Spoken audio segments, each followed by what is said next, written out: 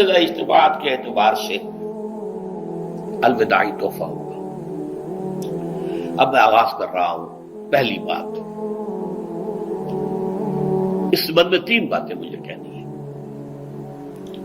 سب سے پہلی بات یہ کہ زندگی کی سب سے بڑی حقیقت موت ہے۔ ہم بھلائے رکھتے ہیں، اپنے ذہن سے اسے دور رکھتے ہیں، لیکن واقعہ یہ ہے کہ زندگی کی سب سے بڑی حقیقت موت ہے۔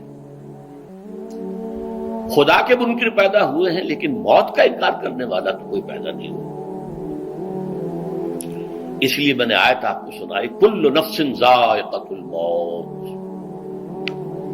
ہر سی نفس کو موت کا مزہ چکھنا ہے، ہر جاندار کو موت کا مزہ چکھنا ہے۔ ثم الینا ترجعون، پھر ہماری طرف لوٹا دیے جاؤ۔ تو زندگی کی سب سے اہم حقیقت موت، اور موت کے بعد رجوع الی اللہ، آخرت، یہ سب سے بڑی حقیقت ہے۔ ایک حقیقت سب مانتے ہیں، سب جانتے ہیں، دوسری حقیقت کے اوپر پردہ پڑا ہوا ہے۔ میں نے اس اعتبار سے نوٹ کیا، یہ الفاظ قرآن میں 3 مرتبہ ہے، کل نفس ذائقۃ الموت، ہر جاندار کو موت کا مزہ چکھنا ہے۔ انبیاء اس سے مستثنا نہیں رہے، رسول اس سے مستثنا نہیں رہے، اولیاء اللہ مستثنا نہیں رہے۔ وقتی طور پر استثناء حضرت عیسیٰ کا ہے کہ ابھی وہ زندہ ہیں، لیکن عیسیٰ یاتی علیہ الموت، حضور نے فرمایا عیسیٰ پر بھی موت آئے گی، جب دوبارہ آئیں گے زمین پر اتریں گے، پھر اس کے بعد ان پر موت وارد ہوگی، ان کی نماز جنازہ پڑھی جائے گی، انہیں دفن کیا جائے گا حضور کے پہلو میں، شادی بھی کریں گے، اولاد بھی ہوگی۔ باقی تو یہ ہے کہ کل نفس ذائقۃ الموت، سب کو موت کا مزہ چکھنا ہے۔ عیسیٰ بھی بالآخر اس سے مستثنا نہیں رہیں گے، بلکہ قرآن میں ایک جگہ کہا گیا ہے أَفَإِن مِتَّ فَهُمُ الْخَالِدُونَ، کیا ہے نبی، اگر آپ کا انتقال ہو گیا تو یہ کیا ہمیشہ رہیں گے؟ کون ہے دنیا میں جو ہمیشہ رہے؟ انتقال تو ہونا، آپ کا بھی ہونا ہے۔ إِنَّكَ مَيِّتٌ وَإِنَّهُمْ لَمَيِّتُونَ، یہ تو مختصر ترین الفاظ تھے۔ اس سے آگے بڑھیے، سورہ انبیاء میں فرمایا کل نفس ذائقۃ الموت وَنَبْلُوكُمْ بِالشَّرِّ وَالْخَيْرِ فِتْنَةً وَإِلَيْنَا تُرْجَعُونَ، ہر جاندار کو موت کا مزہ چکھنا ہے، اور اس سے پہلے پہلے ہم تمہیں آزماتے رہیں گے، خیر کے ذریعے بھی، بھلائی دے کر، صحت دے کر، دولت دے کر، اولاد دے کر، شہرت دے کر، اور برائی کے ذریعے سے بھی، تنگ دستی دے کر، بے عزتی دے کر، اہانت دے کر، ذلت دے کر، وَإِلَيْنَا تُرْجَعُونَ، اور پھر ہماری طرف لوٹائے جاؤ گے۔ یہ وہ دوسری حقیقت جو میں نے کہا کہ جس پر پردہ پڑا ہوا ہے، بہت بڑا پردہ ہے۔ لوگ یہی سمجھتے ہیں کہ یہی دنیا کی زندگی ہے۔ قرآن کہتا ہے إِنَّ الدَّارَ الْآخِرَةَ لَهِيَ الْحَيَوَانُ لَوْ كَانُوا يَعْلَمُونَ، یہ تو آخرت والی زندگی ہے جو اصل زندگی ہے، کاش کے انہیں معلوم ہوتا۔ اس سے بھی زیادہ تفصیل سے یہ آل عمران میں آئی ہے، کل نفس ذائقۃ الموت وَإِنَّمَا تُوَفَّوْنَ أُجُورَكُمْ يَوْمَ الْقِيَامَةِ، ہر جاندار کو موت کا مزہ چکھنا ہے، اور پھر تمہیں پورا پورا تمہارا اجر اور بدلہ دے دیا جائے گا قیامت کے دن۔ فَمَنْ زُحْزِحَ عَنِ النَّارِ وَأُدْخِلَ الْجَنَّةَ فَقَدْ فَازَ، جو کوئی آگ سے بچا لیا گیا اور جنت میں داخل کر دیا گیا، وہ تو کامیاب ہو گیا۔ اللہم ربنا اجعلنا منہم، اللہم ربنا اجعلنا منہم، اللہم ربنا اجعلنا منہم۔ وما الحیات الدنیا الا متاع الغرور، اور دنیا کی زندگی تو سوائے دھوکے کے سامان کے اور کچھ نہیں ہے۔ دھوکہ کس معنی میں؟ یہ تمہیں اصل زندگی سے غافل کر دیتی ہے۔ تم کہیں سفر پر جا رہے تھے، تمہارا کہیں گھر تھا، تمہیں واپس آنا تھا، تم راستے ہی میں کسی دلچسپی میں ایسے مگن ہوئے کہ گھر بار سب بھول گئے۔ یہ تو تمہارا عارضی سا سفر تھا، تم نے اسی کو اپنی منزل بنا لیا، اپنا ٹھکانہ بنا لیا، تو دھوکہ دیا اس نے تمہیں۔ ویسے دنیا کی زندگی دھوکہ نہیں ہے، بڑی حقیقت ہے، اس لیے کہ حضور نے فرمایا انما الدنیا مزرعۃ الآخرہ، یہ دنیا آخرت کی کھیتی ہے، یہاں بوؤ گے تو وہاں کاٹو گے، یہاں کچھ کمائی کرو گے تو وہاں اس کا بدلہ ملے گا۔ اس اعتبار سے دنیا بہت بڑی حقیقت ہے، ایک ایک لمحہ بہت بڑی قیمتی شے ہے۔ لیکن اگر یہ دنیا تمہیں آخرت سے غافل کر دے تو اس سے بڑا دھوکے باز ہو گئے. یہ اصل دجال ہے. میں نے تقریباً 60 برس کی عمر کو جب میں پہنچا تھا تو موت کا انتظار شروع کر دیا تھا. میرے قریبی احباب کو معلوم ہے، میں کہتا رہا، یہ بھی کہتا رہا کہ بھائی میں اپنے حصے کا کام کر چکا ہوں. جتنی صلاحیت اللہ نے دی تھی، جتنی بھی میرے اندر استعداد تھی، میں اس کو بھرپور طریقے پر استعمال کر چکا ہوں.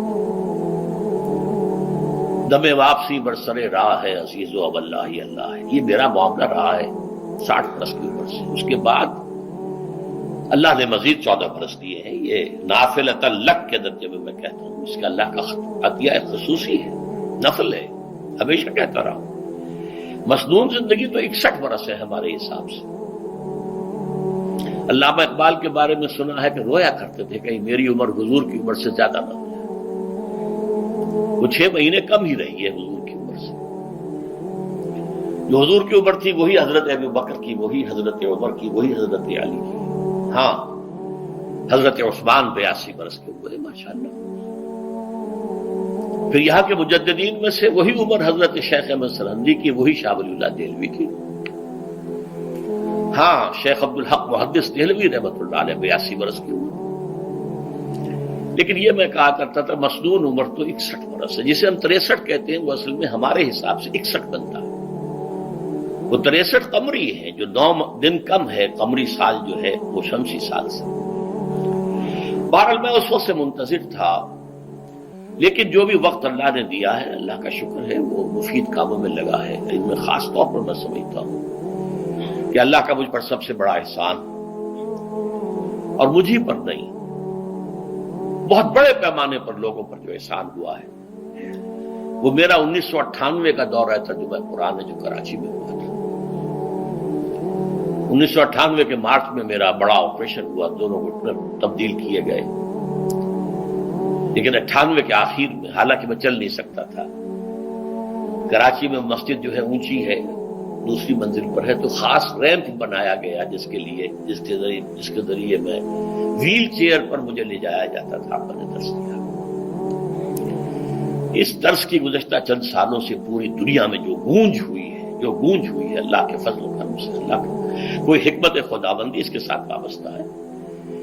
اس میں میرے کسی کام کو دخل نہیں ہے، میری کسی کوشش کو دخل نہیں ہے. میں نے تو جو درس میں دیتا آ رہا تھا سن 85 سے دورہ ترجمہ قرآن، البتہ یہ بات ضرور ہے کہ میں نے محسوس کیا تھا کہ سن 98 کے اس درس میں دورہ ترجمہ قرآن کے مجھے خصوصی انشراح حاصل تھا. میری ساری گفتگو کا حاصل کیا ہے؟ دیکھیے نظریاتی تحریکوں کا تعلق اشخاص سے نہیں ہوتا. ٹھیک ہے، کوئی اس کا داعی ہوتا ہے، کوئی اس کا مؤسس ہو جاتا ہے، کوئی اس کا آغاز کرنے والا ہوتا ہے، لیکن نظریاتی تحریک افراد سے وابستہ نہیں ہوتی. افراد آتے چلے جاتے ہیں اپنا اپنا حصے کا کام کر کے. جس کو جتنا مقدر ہے، جتنی اللہ تعالیٰ کی طرف سے توفیق ہے، وہ اپنا کام کرے گا، چلا جائے گا. یہ چمن یوں ہی رہے گا اور ہزاروں جانور اپنی اپنی بولیاں سب بول کر اڑ جائیں گے. مبارک ہیں وہ لوگ جنہیں قرآن کی بولی بولنا نصیب ہو جائے. وَإِنْ يَحْسِبُ أَنِّي مِنْهُمْ، مجھے گمان ہے، اللہ کا فضل ہے کہ میں ان میں سے ہوں. میں نے قرآن کی بولی بولی ہے، اور قرآن مجید کو جیسا کہ وہ ہے ایز اٹ از، اپنے کو مذمومہ خیالات، اپنے کوئی ذہن سے زائدہ نظریات کو میں نے اس میں دخل نہیں دیا. جسے انگریزی میں آپ آبجیکٹیولی کہتے ہیں، خالص معروضی طور پر قرآن کو پڑھا ہے، قرآن کو قرآن سے سمجھا ہے، یا پھر سیرت رسول سے سمجھا ہے. میں لفظ سنت کی بجائے سیرت استعمال کر رہا ہوں. قرآن مجسم حضور تھے صلی اللہ علیہ وسلم، اور حضور کی سیرت اور حیات جو ہے وہ قرآن مجید کی اصل تفسیر ہے. یہ حقیقت بھی بہت کم لوگوں کے علم ہے. وہ احادیث کا نام تو لیتے ہیں، احادیث نہیں ہے، سیرت بھی تو احادیث ہی سے ہمیں ملتی ہے. لیکن میں خاص طور پر سنت یا حدیث کی بجائے سیرت کا لفظ استعمال کرتا ہوں. قرآن کی 2 سورسز ہیں، قرآن خود اور سیرت رسول صلی اللہ علیہ وسلم. بہرحال انشاءاللہ العزیز یہ کام بڑھے گا، چلے گا. یہ میں ابھی بعد میں عرض کروں گا. دوسری بات جو میں نے آیت پڑھی آپ کو، وَمَن نُعَمِّرْهُ نُنَكِّسُ فِي الْخَلْقِ أَفَلَا يَعْقِلُونَ، بہت بڑی حقیقت زندگی کی یہ بھی ہے، جس کی ہم عمر زیادہ کر دیتے ہیں اس کی خلقی صلاحیتوں میں کمی کر دیتے ہیں۔ موٹی بات ہے، بڑھاپا آئے گا، ہمیشہ کی مانی ہوئی بات ہے۔ اگرچہ جوانی میں آدمی بڑھاپے کا تصور نہیں کرتا، لیکن بڑھاپا آنا ہے، یہ بھی ایک حقیقت ہے موت کی طرح۔ غالب نے کہا تھا مزمحل ہو گئے قوائے غالب، اب عناصر میں اعتدال کہاں۔ ایک صاحب نے مجھے شعر سنایا تھا، ابراہیم صاحب تھے ٹونک کے رہنے والے، ذوف پیری بڑھ گیا جوش جوانی گھٹ گیا، اب عصا بنوائیے نخلے تمنا کاٹ کر۔ یہ تمنائیں جو ہیں طول العمر، انہیں کاٹو، اب گئی جوانی، امنگوں والا دور گیا، اور یہ جو تمناؤں کا پودا ہے اس میں سے لکڑی لے کر عصائے پیری بنوا لیجیے۔ اب بڑھاپے کے لیے ایک عصا درکار ہے۔ بڑا پیارا شعر ہے، ذوف پیری بڑھ گیا جوش جوانی گھٹ گیا، اب عصا بنوائیے نخل تمنا کاٹ کر۔